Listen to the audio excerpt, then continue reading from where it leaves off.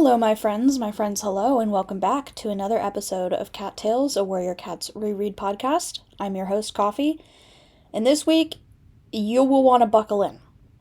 Get comfy. We are doing 6 chapters this week. 6 entire chapters. I could have split it up into smaller bits because there's 11 chapters left, so I could have done 4 chapters, then 4 chapters, then 3, but I decided to do 6 and 5 because there's a lot, and I want to give you guys content.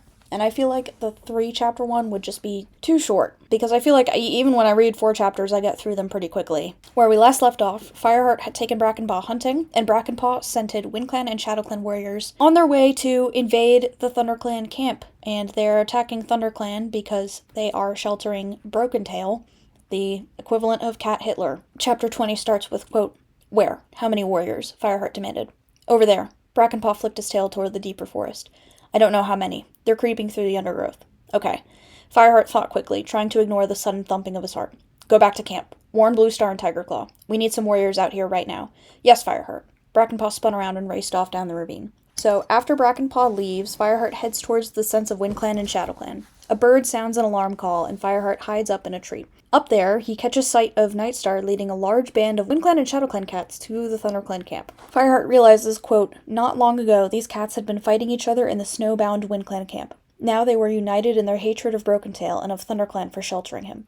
Fireheart knew he would have to fight them. Even though he thought of the WindClan warriors as his friends, he would have to stand by his leader and his own clan.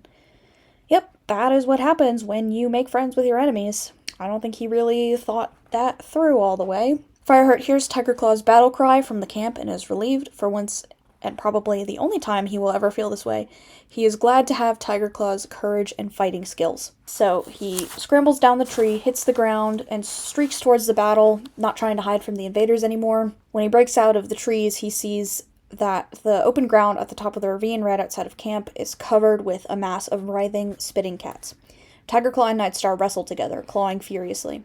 Darkstripe had pinned down a WindClan warrior. Mousefur flung herself, screeching in fury, on top of Cinderfur. Morningflower, a WindClan queen, raked her claws down Longtail's flank and sent him howling back down the slope. Fireheart sprang at Morningflower, anger pounding through his veins. He couldn't help remembering how he had helped this same queen carry her kit on the way back to WindClan's camp after Brokenstar had driven out her clan. She leaped around as Fireheart landed beside her and pulled back just as she was about to swipe him with her claws. For a few heartbeats, both cats stared at each other. Morningflower's eyes were filled with sorrow, and Fireheart could see that she too remembered what they had endured together. He could not bring himself to strike her, and after a moment she backed away from him and disappeared into the heaving mass of cats. "In this house, we don't hit girls."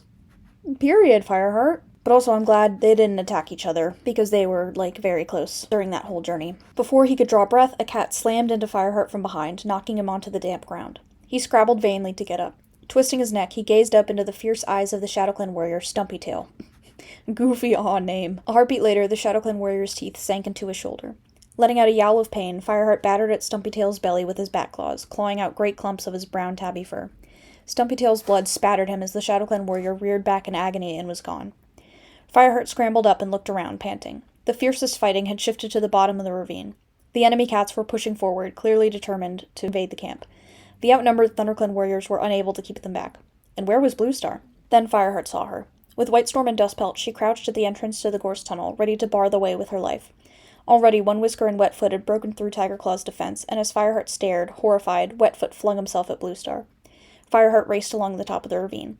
Out of the whole of ThunderClan, only he and Yellowfang knew that Bluestar was on the last of her 9 lives. If she died in this battle, ThunderClan would be without a leader. Or worse, would be left to the control of Tigerclaw. When he was above the tunnel entrance, Fireheart plunged straight down the slope, his paws barely touching the treacherously steep rocks, to land, skidding, in the thick of the fight. His teeth tore into Wetfoot's neck, dragging the warrior off Bluestar. The ThunderClan leader slashed her claws at the gray tabby tom until he scrabbled backward and fled. A wave of fighting cats bore down on Fireheart and the other cats by the gorse tunnel. Fireheart bit and scratched instinctively without knowing which cat he was fighting. Sharp claws slashed his forehead and blood began trickling into his eyes. He took a gasping breath, feeling as if he were about to suffocate in the rank scent of his enemies. Then he heard Bluestar meowing close to his ear. "They're pushing through the wall! Fall back! Defend the camp!"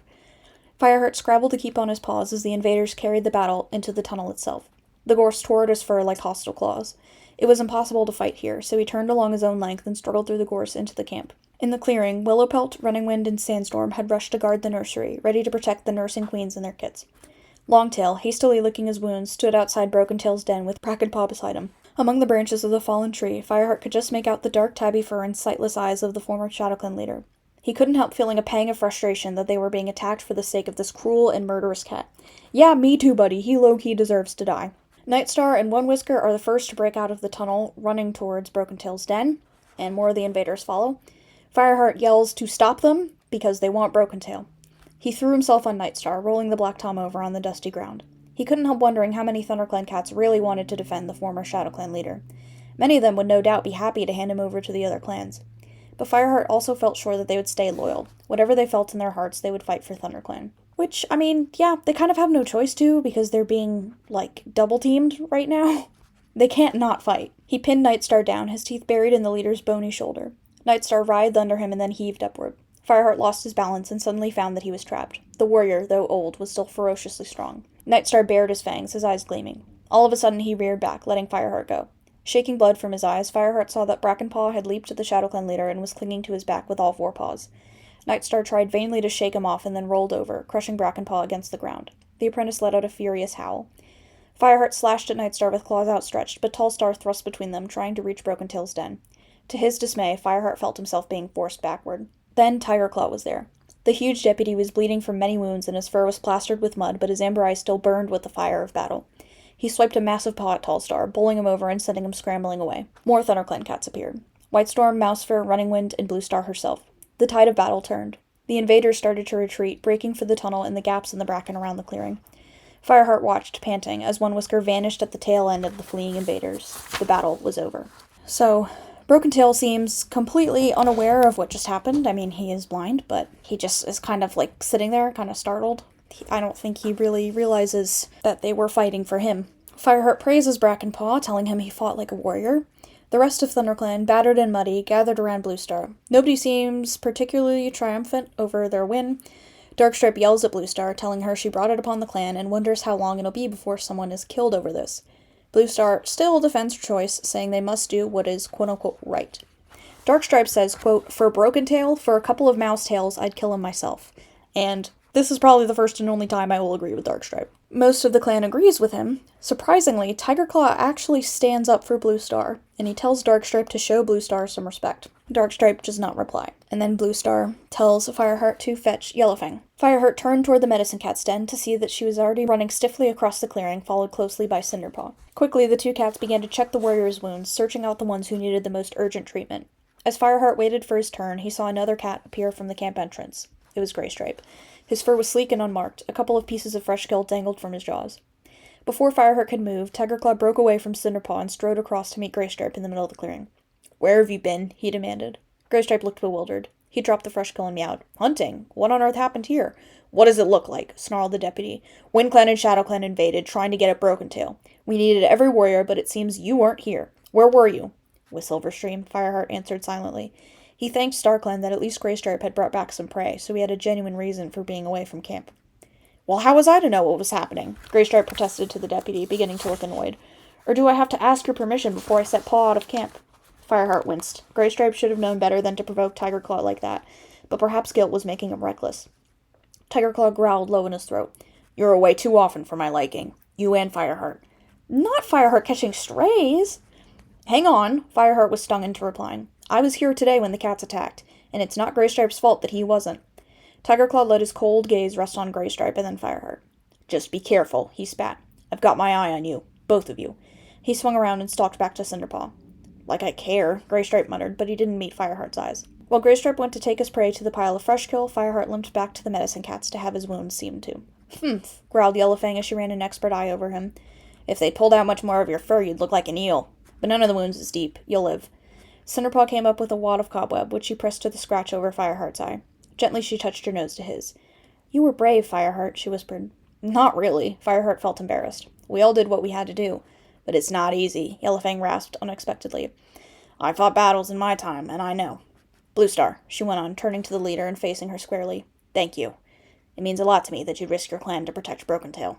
Bluestar shook her head. "There's no need for thanks, Yellowfang. It's a matter of honor. Despite what Broken Tail has done, he deserves our compassion now." "No, he does not, dude. He doesn't deserve anything." The old medicine cat bowed her head. Softly, so that only Bluestar and Fireheart could hear, she mewed. He has brought great danger to my adopted clan, and for that I am sorry. Bluestar moved closer to her and gave her gray coat a comforting lick. For a moment, the expression in her eyes was that of a mother soothing a fretful kit. A picture came into Fireheart's mind of the clan leader padding through the forest on the night of the gathering, in the moonlight that shone on 3 silver coats, on Bluestar, Mistyfoot, and Stonefur. Fireheart gasped. Was that really what he had seen? 3 cats so identical that they could be nothing else but kin? Brother, you are slow. Mistyfoot and Stonefur were sister and brother, he knew, and Greypool had told him that they had once borne the scent of ThunderClan. Was it possible that Bluestar's kits hadn't died all those moons ago? Could it be that Mistyfoot and Stonefur were the ThunderClan leader's lost kits? I wonder. Fireheart, my slow son. It took him 8 business days to realize this. After he saw all 3 of them next to each other at the gathering the other night, it took him this long to realize. And that's the end of chapter 20. Gonna get right into chapter 21. Quote, when Cinderpaw had finished tending to Fireheart's wounds, he went to find Greystripe. Greystripe is sitting in the warrior's den, his golden eyes looking troubled. As Fireheart enters the den, he says, I'm sorry, I know I should have been here, but I had to see Silverstream. I couldn't get near her on the night of the gather.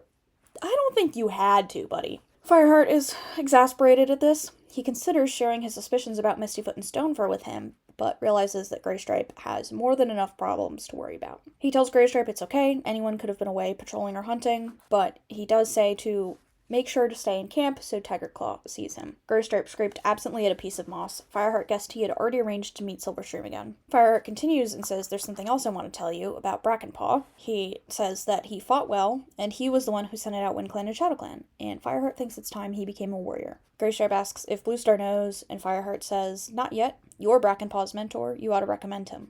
Greystripe says, but I wasn't there. Fireheart says it doesn't matter, and so they go and talk to Bluestar. The ThunderClan leader and most of the warriors are still in the clearing while Yellowfang and Cinderpaw treat their wounds. Brindleface brought her kits out to see what was going on. Cloudkit is frisking around, pestering one warrior after another with questions about the battle. Brackenpaw is outside too, giving himself a thorough wash, and Fireheart is relieved that he didn't seem too badly hurt. So Fireheart and Greystripe go up to Bluestar, and Fireheart recounts Brackenpaw's skill at scenting their enemies and how he fought in the battle. He says it's all thanks to Brackenpaw that we had any warning at all, and Greystripe agrees, saying we think he should be made a warrior. Bluestar agrees and says Brackenpaw showed himself worthy today. She gets up and raises her voice and calls the clan for a meeting. Goldenflower comes out from the nursery, followed by Speckletail and Smallear, and when all the cats had finally gathered around Bluestar, she beckons Brackenpaw forward. Brackenpaw looked up, surprised, and padded nervously over to Bluestar. Fireheart could see that he had not the least idea what was coming. Brackenpaw, it was you who warned the clan today, and you fought bravely in the battle, Bluestar meowed. It is time for you to become a warrior. The apprentice's mouth fell open. His eyes blazed with excitement as Bluestar pronounced the ritual words. I, Bluestar, leader of ThunderClan, call upon my warrior ancestors to look down on this apprentice. He has trained hard to understand the ways of your noble code, and I commend him to you as a warrior in his turn. She fixed her blue gaze on Brackenpaw. Brackenpaw, do you promise to uphold the warrior code and to protect and defend this clan, even at the cost of your life? Brackenpaw trembled slightly, but his voice was steady as he meowed. I do. Then by the powers of StarClan, I give you your warrior name. Brackenpaw, from this moment you will be known as Brackenfur. StarClan honors your forethought and your determination, and we welcome you as a full warrior of ThunderClan. Imagine being an apprentice for months just to have the suffix fur. When she finishes speaking, Bluestar steps up to Brackenfur and rested her muzzle on his bowed head. Brackenfur licked her shoulder respectfully and walked over to stand beside Fireheart and Greystripe. All the warriors congratulate him and chant his name. His mother, Frostfur, pressed her muzzle against his flank while her dark blue eyes glowed with delight. Sandstorm teases Brackenfur and says, tonight you have to keep vigil alone. Thanks StarClan, the rest of us can have a night off. Brackenfur is very overwhelmed, and he purrs, thank you, Greystripe, and you, Fireheart. Fireheart feels very proud of Brackenfur, as if Brackenfur had been his own apprentice. It makes up a little for knowing he would never go through this with Cinderpaw, because StarClan had a different fate for her. Now, the ceremony is over. Fireheart is very tired. He is about to go back to the warrior's den when Cinderpaw limps rapidly over to her brother, Brackenfur. Congratulations, Brackenfur, she mewed, her blue eyes sparkling as she covered his ears with licks. Brackenfur's purring faltered and his eyes looked troubled. You should have been with me, he murmured, gently nosing her injured leg. No, I'm fine as I am, Cinderpaw insisted. You'll have to be a warrior for us both, and I'll have to settle for being the greatest medicine cat this forest has ever seen. Fireheart gazed at the dark gray she-cat with admiration. He knew that Cinderpaw really was happy to be Yellowfang's apprentice. She would be a fine medicine cat, but she would have been a fine warrior too. It took a special spirit, he thought, not to begrudge her brother's triumph. As always, the sight of Cinderpaw's injury reminded Fireheart of Tigerclaw. Fireheart was so sure the deputy had caused her accident and had also tried to drown him just recently. Yet today, Tigerclaw had fought with the strength of StarClan. Without him, they could have lost the battle. If you prove his treachery, Fireheart asked himself, who will defend ThunderClan then? I think you would be fine without him. There's White Storm, Darkstripe, Fireheart himself, Greystripe, Dustpelt, Bluestar, plenty of other warriors. I love him so dearly, but he needs to stop giving Tigerclaw the benefit of the doubt. So for a few days, Greystripe does stay in camp, but eventually he relents and slips out early one morning, accidentally awaking Fireheart. As Greystripe leaves the camp, Darkstripe, unfortunately, has spotted him. Fireheart knows. This may mean that Tigerclaw will know before long. As Fireheart leaves to follow Greystripe, he makes up some BS about early hunting to Darkstripe and tracks his friend to Sunning Rocks, which means Greystripe ignored Fireheart's request for him and Silverstream to meet at Fort Trees, which is not great. As he gets to the edge of the forest, Fireheart smells Greystripe, Silverstream, and blood. Quote, at that moment, he heard a thin, eerie wailing from the rocks ahead, the unmistakable sound of a cat in deep distress. Greystripe, he yowled. He shot forward and hurled himself up the sloping surface of the nearest rock. What he saw from the top brought him to a skidding stop. Below, in a deep gully between this rock and the next, Silverstream lay on her side. As Fireheart stared, appalled, a strong spasm traveled down the length of her body, and her legs twitched. She let out another chilling wail. Greystripe! Fireheart gasped. Greystripe was crouched beside Silverstream, frantically licking her heaving flank. He looked up at the sound of Fireheart's voice. Fireheart, it's the kits! The kits are coming, and it's all going wrong! Fetch Yellowfang! But... Fireheart bit off his protest. His paws were already moving, carrying him down from the rock and back across the stretch of open ground toward the trees. Fireheart ran as he never had run before, but even so, a small, cold part of his mind was telling him this was the end. Every cat in the clans would find out about Greystripe and Silverstream now. What would Bluestar and Crooked do to them when it was all over? Yeah, they're cooked. Almost before he knew it, he was back at the camp. He hurled himself down the ravine, almost bowling Cinderpaw over at the entrance to the tunnel. She reared back with a meow of protest, scattering the herbs she had gathered.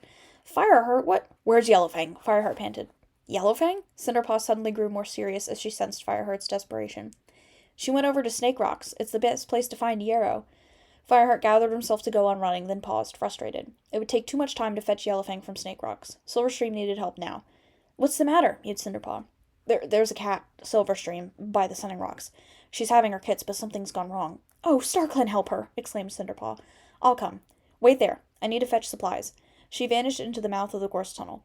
Fireheart waited, scrabbling his paws with impatience, till at last he saw movement in the tunnel again. But it wasn't Cinderpaw. It was Brackenfur. Cinderpaw sent me for Yellowfang, he called as he bounded past Fireheart, heading up the ravine. At last, Cinderpaw reappeared with some herbs. She flicks her tail at Fireheart, signaling that he should lead the way. Every step of the journey was torment for Fireheart. Cinderpaw did her best, but her damaged leg slowed her down. Time seemed to stretch out. With a pang of horror, Fireheart remembered his dream of a faceless silver queen who faded away, leaving her kits crying helplessly in the dark. Had that been Silverstream? Okay, so does Fireheart just have prophetic powers for no reason? As soon as Sunning Rocks comes into sight, Fireheart races ahead of Cinderpaw. When he reaches the foot of the rock, he sees another cat crouched on the top, looking down to where Greystripe and Silverstream are. There was no mistaking Tigerclaw's massive body and dark coat. Darkstripe must have notified him, and the deputy had followed Greystripe's scent. Fireheart had passed him on his dash back to camp without realizing it. What are you doing here, bro? What could you possibly contribute to this? Fireheart, growled Tigerclaw, turning his head as Fireheart scrambled up the rock. What do you know about this? Fireheart looks down at Silverstream. She's still on her side, and the powerful rippling has ebbed away into weak spasms. She has stopped wailing now. Fireheart guesses she was too exhausted. Greystripe huddles close to her. He makes a low, crooning noise deep in his chest, his yellow eyes fixed on her face. Fireheart realizes that neither of them probably know that Tigerclaw is even there. Before Fireheart could answer Tigerclaw, Cinderpaw comes running around the rock and rushes to Silverstream's side. She drops her herbs and sniffs Silverstream. Fireheart, she called a moment later. Get down here, I need you. Ignoring a furious hiss from Tigerclaw, Fireheart leaped down into the gully, scraping his claws painfully on the sheer rock. As his paws touched the ground, Cinderpaw came to meet him. She was carrying a very small kit with its eyes closed and ears flat to its head, and dark gray fur plastered to his body. Is it dead? Fireheart whispered. No! Cinderpaw set down the kit and patted it toward him. Lick, Fireheart. Make it warm. Get its blood flowing. As soon as she had finished speaking, she turned in the narrow space and went back to Silverstream. Her body blocked Fireheart's view of what was happening, but he heard the apprentice medicine cat begin to meow reassuringly and an anxious question from Greystripe. So Fireheart begins to lick the kit. For a long time it doesn't respond, so he thinks Cinderpaw had been wrong. Then he feels a tiny shiver run through it, and it opened its mouth in a soundless mew. It's alive, he gasped. Told you, Cinderpaw called to him. Keep licking. There's another one coming any moment now. That's right, Silverstream. You're doing fine. Tigerclaw's still there. He's come down from the rock, and he is very mad. He says, That's a RiverClan cat. Will one of you tell me what's going on? Hello, they're in the middle of a live birth. Relax, nosy Nelly. Like, nobody cares. Before any cat had time to reply, Cinderpaw let out a shout of triumph. You've done it, Silverstream! Moments later, she turned with a second tiny kit in her jaws and set it down in front of Tigerclaw. Here, lick. Tigerclaw glared at her. I'm not a medicine cat. Cinderpaw's blue eyes blazed as she rounded on the deputy. You've got a tongue, haven't you? Lick, you useless lump of fur. Do you want the kit to die? Oh, gagged him. Bad. Gagged him bad. Fireheart flinches. He expects Tigerclaw to attack her. Instead, he just bows his head and begins to lick the second kit. I think that's like the funniest interaction of this entire book. Cinderpaw turns back to Silverstream. She tells her to swallow an herb. She tells Greystripe to make her eat as much as she can to stop the bleeding. Fireheart paused for a moment in his own vigorous licking. His kit was breathing evenly now, and it seemed to be out of danger. He wished he knew what was happening in the gully ahead of him. He heard Cinderpaw growl, Hold on, Silverstream, and a louder, panicky meow from Greystripe. Silverstream! At the sound of his friend's distress, Fireheart could not stay back any longer. Leaving the kit, he pushed forward until he could crouch beside Cinderpaw. He was in time to see Silverstream raise her head and feebly lick Greystripe's face. Goodbye, Greystripe, she whispered. I love you. Take care of our kits. Then the silver tabby's body gave a massive shudder. Her head fell back, her paws jerked, and she was still. Oh, no. Silverstream, whispered Cinderpaw. No, Silverstream, no. Greystripe's mew was very soft. Don't go, don't leave me. He bent over the limp body, nuzzling her gently. She did not move. Silverstream? Greystripe reared up and flung back his head. His wails of grief split the quiet air. Silverstream! Cinderpaw crouched over the body for a few moments more, nudging at Silverstream's fur, but at last she admitted defeat. She sat up and stared ahead, her blue eyes bleak and cold. Fireheart got up and padded over to her. Cinderpaw, the kits are safe, he murmured. The look she gave him made his heart freeze. But their mother is dead. I lost her, Fireheart. The rocks were still echoing to Greystripe's dreadful wailing. Tigerclaw appeared, scrambling past the other cats, and reached out a massive paw to cuff the Grey Warrior behind the ear. Stop that moaning! Greystripe fell silent, more out of shock and exhaustion, Fireheart thought, than obedience to the deputy's order. I'd slap him right back. Greystripe, stand up! Tigerclaw glared around at all of them. Now will some cat tell me what's going on? Greystripe, do you know this RiverClan cat? Greystripe looked up. His eyes had gone dull and cold, like pebbles. I loved her, he whispered. What? These are your kits? Tigerclaw seemed stunned. Mine and Silverstream's. A faint spark of defiance kindled in Greystripe. I know what you'll say, Tigerclaw. Don't bother. I don't care. He turned back to Silverstream, pressing his nose against her fur and murmuring softly to her. Meanwhile, Cinderpaw had roused herself enough to examine the two kits. I think they'll live, she mewed, though to Fireheart she sounded less certain than before. We need to get them back to camp to find a queen to suckle them. Tigerclaw spun around to face her. Are you mad? Why should ThunderClan raise them? They're half-breeds. No clan will want them. Cinderpaw ignored him. Fireheart, you take that one, she ordered. I'll carry the other. Fireheart twitched his whiskers in agreement, but before he picked up the kit, he walked over to Greystripe and pressed his body against his friend's broad gray shoulder. Do you want to come with us? Greystripe shook his head. I have to stay here and bury her, he whispered. Here, between RiverClan and ThunderClan. After this, not even her own clan will want to mourn her. Fireheart felt his heart break for his friend, but there was nothing more he could do to help. I'll come back soon, he promised. More softly, though he was past caring if Tigerclaw heard him or not, he added, I will mourn her with you, Greystripe. She was brave, and I know she loved you. His friend did not respond. Fireheart picked up the kit with his teeth and left Greystripe beside the cat he had loved more than his clan, more than honor, more than life itself. Jeez, man, what an end to their love story. That's also the end of chapter 21. Alright, chapter 22. When they get back to camp, everyone knows what happened. Bluestar waits for them at the nursery entrance. Fireheart half expects her to turn them away, but she beckons them inside. Brindleface is asleep with her kits, and Goldenflower has two new ones. One a ginger, one a dark tabby. Bluestar approaches Goldenflower and asks her if she can manage two more kits. Goldenflower is startled, but her eyes soften when she sees the kits dangling from Fireheart's and Cinderpaw's mouths. They are mewing very hungrily. I suppose, Goldenflower began. Wait, Speckletail interrupted. She had padded into the nursery just behind Fireheart. Before you agree to anything, Goldenflower, ask Bluestar to tell you whose kits these are. Fireheart felt a pang of anxiety. Though Speckletail was a good mother, she had a ferocious temper, and he guessed she would not look kindly on kits that were neither one clan nor the other. I would not hide such a thing from her. Goldenflower, these are Graystripe's kits, Bluestar meowed calmly. Their mother was Silverstream, a river clan cat. Goldenflower looked astonished, and Brindleface is roused from her sleep, pricking up her ears. Speckletail says, Graystripe must have been slinking off for moons to see her. What loyal cat would do that? They both betrayed their clans. There's bad blood in those kits. Nonsense. Bluestar spat back, her hackles suddenly raised.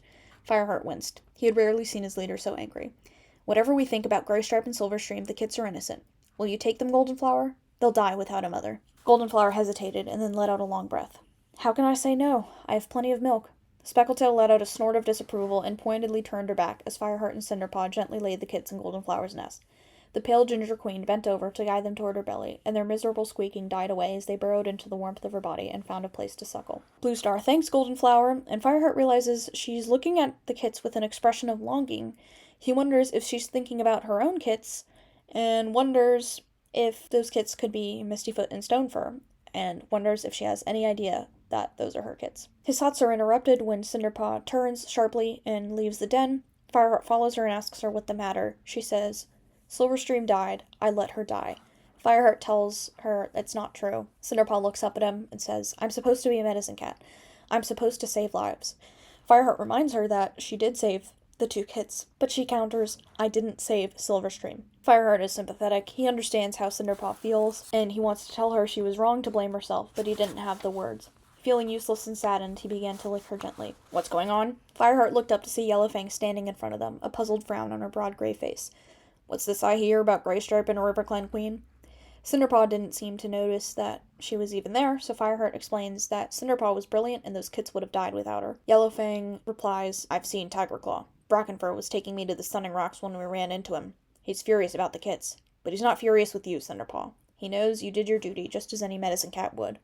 Cinderpaw glanced up at that. I'll never be a medicine cat, she spat bitterly. I'm useless. I let Silverstream die. What? Snarled Yellowfang angrily, arching her skinny gray body. That's the most mouse-brained thing I've ever heard. Yellowfang? Fireheart began to protest at her harsh tone, but the medicine cat ignored him. You did your best, Cinderpaw, she growled. No cat can do more. But it wasn't good enough, Cinderpaw pointed out dully. If you'd been there, you would have saved her. Oh? StarClan told you that, did they? Cinderpaw, sometimes cats die, and no cat can do anything about it. She let out a rusty mew, half laughter, half scolding.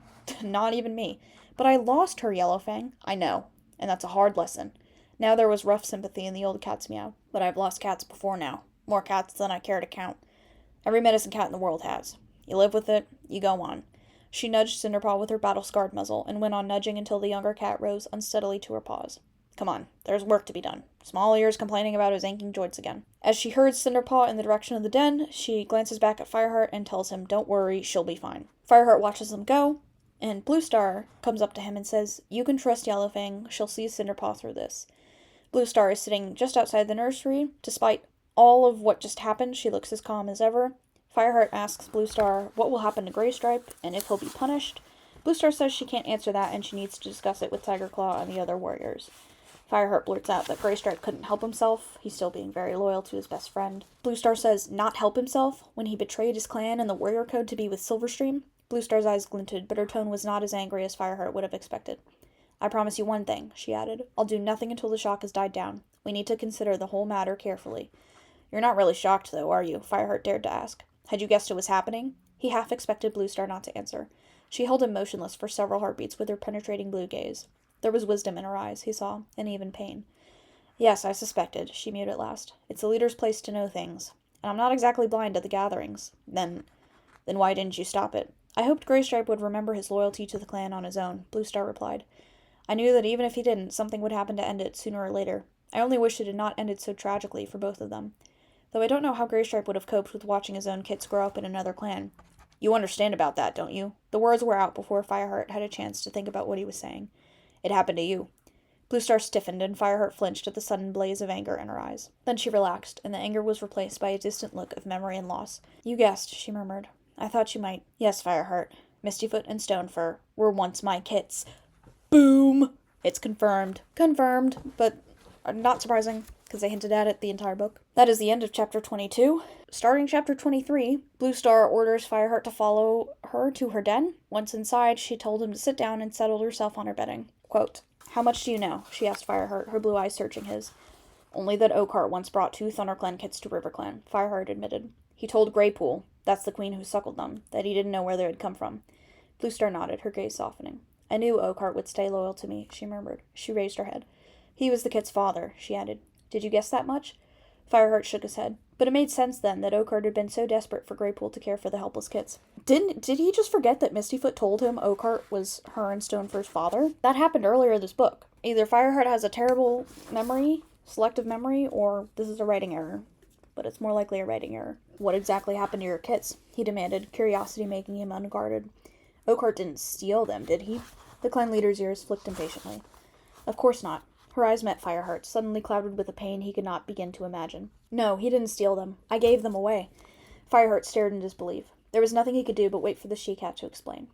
"My warrior name was Bluefur," she began. "Like you, I wanted nothing more than to serve my clan. Oakheart and I met at a gathering early one leaf bear when we were still young and foolish. We were not mates for long. When I discovered I was to have kits, I intended to bear them for ThunderClan. No cat asked me who the father was. If the queen does not wish to tell, that is her choice." "But then," Fireheart prompted. Bluestar's eyes were fixed on a point far away, as if she was staring into the distant past. "Then our clan deputy, Tawny Spots, decided to retire. I knew I had a good chance of being chosen to take his place.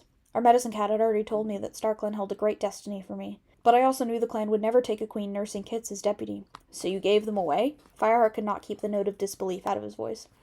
"Couldn't you have waited until they had left the nursery? Surely you could have been made deputy once the kits were old enough to care for themselves." "It wasn't an easy decision," Bluestar told him, her voice rough with pain. "That was a bitter leaf bear. The clan was half starved, and I had barely enough milk to feed my kits. I knew that in RiverClan they would be well cared for. In those days, the river was full of fish, and RiverClan cats never went hungry. But to lose them—" Fireheart blinked at the sharpness of pain he felt in sympathy. "Fireheart, I don't need you to tell me how difficult my choice was.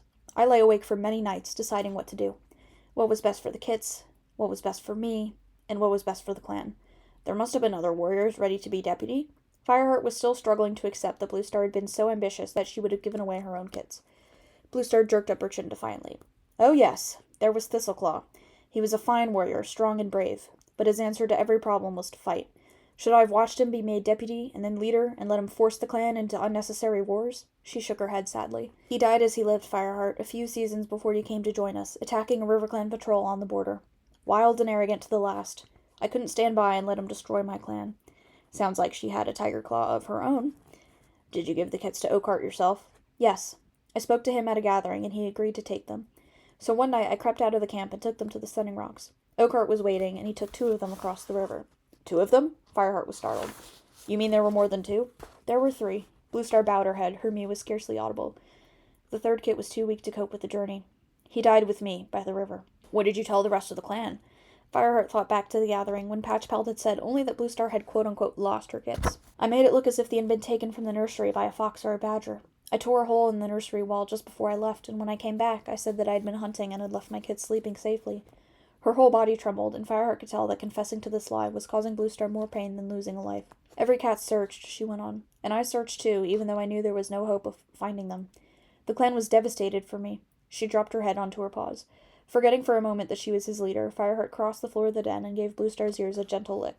Once again he remembered his dream and the faceless queen who had faded away, leaving her kits to cry for her. He had thought the queen was Silverstream, but now he realized she was Bluestar as well. The dream had been both prophecy and clan memory. "Why are you sharing this with me?" he asked. When Bluestar looked up, Fireheart could hardly bear to see the sorrow in her eyes. "For many seasons I put the kits out of my mind," she answered. "I became deputy and then leader, and my clan needed me. But lately, with the floods and the danger to RiverClan, and your discoveries, Fireheart, making me hear again what I knew very well already, and now another pair of kits who are half RiverClan and half ThunderClan. Perhaps this time I can make better decisions." "But why tell me?" Fireheart repeated. "Perhaps after so long I want a cat to know the truth," mad Bluestar with a slight frown. "I think you of all cats might understand, Fireheart. Sometimes there are no right choices." But Fireheart was not sure that he understood at all. His mind was whirling. On one paw he could picture the young warrior Bluefur, fiercely ambitious, determined to do the best for her clan, even if it meant unimaginable sacrifices. On the other he saw a mother grieving for the kits she had abandoned so long ago. And what was probably more real to him than either, the gifted leader who had done what she felt was best and borne the pain of it alone. Fireheart discovers nuance in real time. "I won't tell another cat," he promised, realizing how much she must trust him to have revealed her secrets to him like this.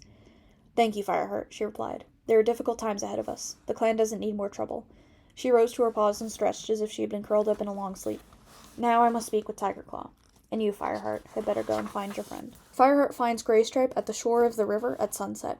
Graystripe says he buried Silverstream on the shore because she loved the river. He longs to see her again in Starkland one day. Graystripe asks where Fireheart buried the kits. Fireheart is shocked, telling him that the kits are alive. Fireheart tells him they're in the nursery and the whole clan knows about the situation now, but Graystripe has some hope restored and wants to see the kits. They return to camp in silence, Graystripe casting glances behind him as if he can't bear to leave Silverstream. Luckily, Tigerclaw and Bluestar are not out, so Graystripe can be left in peace. They pass Sandstorm on the way to the nursery. Fireheart says hi, but Sandstorm clearly does not approve of Graystripe's choices, and she's kind of turning her nose up at him. Graystripe flattened his ears against his head. She doesn't want me here. No cat does. I do, Fireheart meowed, hoping he sounded sufficiently encouraging. Come on, let's go and see your kits. And that's the end of chapter 23, getting into chapter 24. Almost done, just a couple more chapters. It's the day after Silverstream's death, and it's lightly raining, as if StarClan is mourning her death too. Fireheart is on his way to inform RiverClan of Silverstream's death, without Bluestar's permission, of course. He reaches the opposite bank, he catches a scent. A heartbeat later, a small tabby tom appeared from the ferns above the path. He hesitated, looking startled, before sidling down the bank to confront Fireheart. You're Fireheart, aren't you? He meowed. I recognize you from the last gathering. What are you doing on our side of the river? He is trying to sound confident, but Fireheart can tell he's nervous. He's a young cat, must be an apprentice, anxious at being away from the camp without his mentor. Fireheart promises he's not here to fight or spy, and he needs to talk to Mistyfoot, and he asks the apprentice to fetch her. The apprentice hesitates, but he ultimately obeys Fireheart and runs off to go fetch her. Fireheart watches him go and scrambles up the bank to a spot where he can lie concealed in the bushes until Mistyfoot appears. It was a long time before she came, but at last Fireheart caught sight of her familiar blue-gray shape trotting rapidly toward him. Familiar because of Bluestar, he realized with a jolt. His leader's daughter was practically her double. I don't know why it took him 8 business days to realize this. She's looked like this the whole time. She's alone. As she paused to sniff the air, he called out softly to her, Mistyfoot, up here. Mistyfoot's ears twitched. Moments later, she was pushing her way into the ferns beside him. What is it? She meowed, looking worried. Is it about Silverstream? I haven't seen her since yesterday. Fireheart felt as if a bone were lodged in his throat. He swallowed uncomfortably. Mistyfoot, he mewed. It's bad news. I'm so sorry. Silverstream is dead. Mistyfoot is shocked, saying she can't be dead. She adds more harshly, did some of your ThunderClan warriors catch her over there? No, Fireheart replied quickly. She was at the Sunning Rocks with Graystripe, and the kids started to come. Something was wrong. There was a lot of blood. We did everything we could, but... Oh, Mistyfoot, I'm so sorry. Pain flooded into Mistyfoot's eyes as he explained. She lets out a long, low wailing sound, her head flung back and her claws digging into the ground. Fireheart moves closer to comfort her, noticing every muscle in her body is rigid with tension. There are no words he can say that would do any good. Finally, she stops wailing and says, I knew no good could come of it. She's not angry or accusatory, just sad. I told her not to meet Graystripe, but would she listen? And now... I can't believe I'll never see her again. Fireheart says that Graystripe buried her by the Sunning Rocks, and if Mistyfoot would like to meet him there one day, he will show her the place. Mistyfoot says that she'd like that. Fireheart adds that her kits are alive. Mistyfoot sits up, alert again. Fireheart continues and says there's 2 kits, and they're going to be fine. Mistyfoot asks if ThunderClan will want them when they're half RiverClan.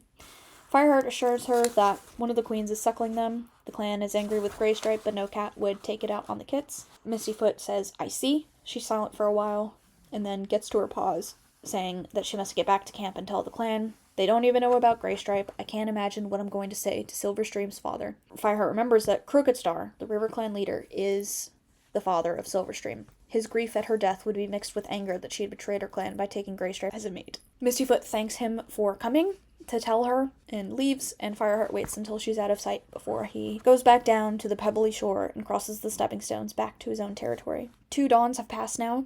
Fireheart wakes up to find Graystripe gone again. He immediately thinks he's gone to see Silverstream, until he remembers. The shock of the news in camp has died down, but no cat wants to interact with Graystripe except Brackenfur and Fireheart. Bluestar still has not decided Graystripe's punishment. The clan is suffering a blow of betrayal, and generally has an air of distrust among themselves. Fireheart gets out of the den and walks over to the Freshkill pile. It's sunny outside. As he picks out a plump vole, he heard a voice calling, Fireheart! Fireheart! Fireheart turns to see Cloudkit racing across the clearing from the nursery. Brindleface and her kits follow more slowly, and Bluestar's with them. Fireheart! Cloudkit panted, skidding to a stop in front of him. I'm going to be an apprentice! I'm going to be an apprentice now! Fireheart dropped the vole. He couldn't help feeling cheered up when he saw the kit's excitement, along with a twinge of guilt that he had completely forgotten Cloudkit was approaching his 6th moon. You'll mentor him, of course, Fireheart? Bluestar meowed as she came up. It's time you had another apprentice. You did good work with Brackenfur, even though he wasn't yours. Thank you, meowed Fireheart, dipping his head to acknowledge her praise. He thinks sadly of Cinderpaw. He would never lose the feeling that he had been partly responsible for her accident, and he wants to do better with Cloudkit. Cloudkit promises that he'll work harder than any cat, and he'll be the best apprentice there ever was. Bluestar says we'll see about that. Brindleface says that Cloudkit has been pestering her day and night. She knows he'll do his best. He's strong and intelligent. Fireheart thinks to himself he seems to have gotten over finding out he was a kitty pet. But he's arrogant, and he barely knows what the warrior code is, let alone respects it. Did I do the right thing to bring him here? I mean, he seems to be okay. He seems to be learning. Bluestar says that she'll call the meeting. Brindleface tells Fireheart that Graystripe has been getting in the way of the nursery. Fireheart asks if they've told him that he's getting in the way, to which Brindleface replies, "We've tried dropping hints. Speckletail even asked him if he thought he was expecting kits himself. He doesn't take any notice." That's hilarious, because that is such a classic woman thing. Even I do that. Fireheart regretfully agrees to go talk to him. Bluestar summons the clan as he enters the nursery. And Fireheart bumps into Tigerclaw, who is exiting the nursery. He realizes that Goldenflower's kits must be Tigerclaw's kits. Graystripe is asking Goldenflower a million questions. Goldenflower is extremely patient and answers them. Fireheart observes, noticing, quote, "The little dark tabby kit certainly looked just like Tigerclaw. Graystripe's too were smaller, but now that their coats had dried and fluffed out, they looked just like any other healthy kits. One was the same dark gray as Graystripe, while the other had their mother's silvery coat." Fireheart says that they're beautiful. Speckletail says that they're better than he deserves. Goldenflower says don't listen to Speckletail. She'll be as beautiful as her mother, Graystripe. And she's talking about the silvery one when she says that. "But what if they die?" Graystripe blurted out. "They're not going to die," Fireheart insisted. "Goldenflower is looking after them." Goldenflower was gazing at all four kits with equal love and admiration. Fireheart couldn't help thinking that she was looking tired and strained.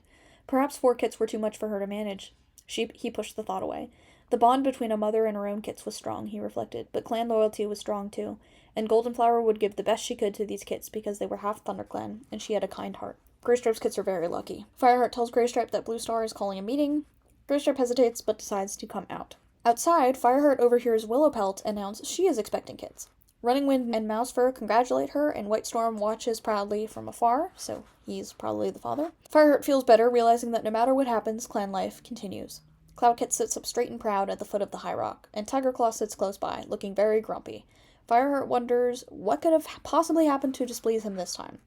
Perhaps it's the cat racism. A kitty pet is about to be made an apprentice. "Cats of ThunderClan," Bluestar began from on top of the high rock. "I've called you here for 2 reasons, one good and one bad. To begin with the bad, you all know what happened a few days ago, when Silverstream of RiverClan died, and we gave shelter to her kits by Graystripe." A hostile mutter swept through the crowd of cats. Graystripe crouched down, flinching, and Fireheart pressed comfortingly against him. "Many cats have asked me what Graystripe's punishment will be," Bluestar went on. "I have thought carefully on this, and I have decided that Silverstream's death is punishment enough. What could any cat do to him that is worse than what he has already suffered?" Her challenge led to outraged meows of protest. Longtail called out, "We don't want him in the clan! He's a traitor!" "If you become clan leader, Longtail, these decisions will be yours," Bluestar meowed coldly. "Until then, you will respect mine. I say there will be no punishment. However, Graystripe, for 3 moons you will not attend gatherings. This is not to punish you, but to make sure there is no risk to you from angry RiverClan cats who might be tempted to break the truce because of what you have done." Graystripe bowed his head. "I understand, Bluestar. Thank you." "Don't thank me," meowed the clan leader. "But work hard and fight well for your clan from now on. One day you will be a fine mentor for those kids." Graystripe brightens at this. Tigerclaw scowls even more fiercely, and Fireheart guesses that Tigerclaw wanted a harsher punishment for Graystripe. "Now I can turn to a happier duty," meowed Bluestar. "Cloudkit has reached his 6th moon, and he is ready to become an apprentice." She leaped down from the rock and beckoned Cloudkit to her with a flick of her tail. Cloudkit bounced over to her. He was quivering with excitement, his tail stuck straight in the air and his whiskers twitching. His blue eyes sparkled like twin stars. "Fireheart," Bluestar meowed. "You are ready for another apprentice, and Cloudpaw is your sister's kit. You will be his mentor." Fireheart stood up, but before he could walk over to the high rock, Cloudkit scampered to meet him and lifted his head to touch noses. "Not yet," Fireheart muttered to him through his teeth. "Fireheart, you know what it is to be one of us, yet born outside the clan," Bluestar continued, ignoring Cloudkit's impulsiveness. "I rely on you to pass on all you have learned to Cloudpaw, and help him to become a warrior the clan will be proud of." "Yes, Bluestar." Fireheart dipped his head respectfully, and at last allowed Cloudpaw to touch noses with him. "Cloudpaw!" the new apprentice mewed triumphantly. "I'm Cloudpaw!" Me when I'm Cloudpaw. The rest of the clan presses around to congratulate the new apprentice. The elders are making a special fuss over him, but Fireheart also notices some of the clan held back. Tigerclaw, Longtail, and Darkstripe are crowded together, and Darkstripe shoulders past him on the way to the warrior's den, saying, "Traitors and kitty pets. Is there no decent cat left in this clan? MTGA, make ThunderClan great again." That's the end of chapter 24. Now we're on to chapter 25, the last one for today. Fireheart is taking Cloudpaw out on one of his first patrols. He tests him on what he can scent. They're by the two-leg place, and Fireheart privately notices Tigerclaw's scent is here. Quote, "He remembered the day long ago when snow was on the ground, when he had tracked Tigerclaw to this place, and found the deputy's scent mixed with the scents of many strange cats. Now Tigerclaw's scent proved he had been here again. Fireheart still could not tell whether he had met the other cats, or whether their scents just happened to have crossed.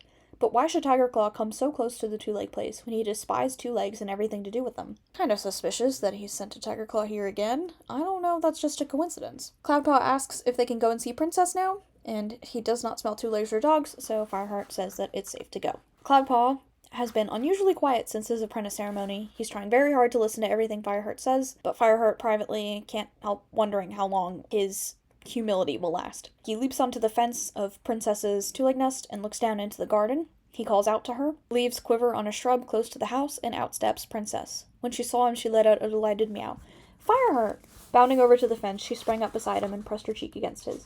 "Fireheart, it's been such a long time," she purred. "It's good to see you." "I've brought someone else, too," Fireheart told her. "Look down there."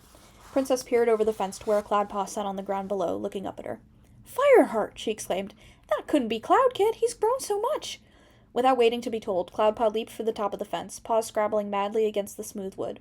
Fireheart leaned over and fastened his teeth into his scruff to pull him up the last couple of mouse lengths, so that he could sit on the fence beside his mother. Cloudpaw looked at Princess with wide blue eyes. "Are you really my mother?" he asked. "I really am," Princess purred, looking her son up and down admiringly. "Oh, it's so good to see you again, Cloudkit." "Actually, I'm not Cloudkit," the fluffy white Tom announced proudly. "I'm Cloudpaw now. I'm an apprentice." "That's wonderful!" Princess began to cover her son with licks, purring so hard that she barely had breath enough for words.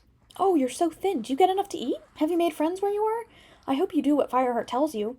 Cloudpaw didn't try to answer the flood of questions. He wriggled out from his mother's caresses and edged away from her along the fence.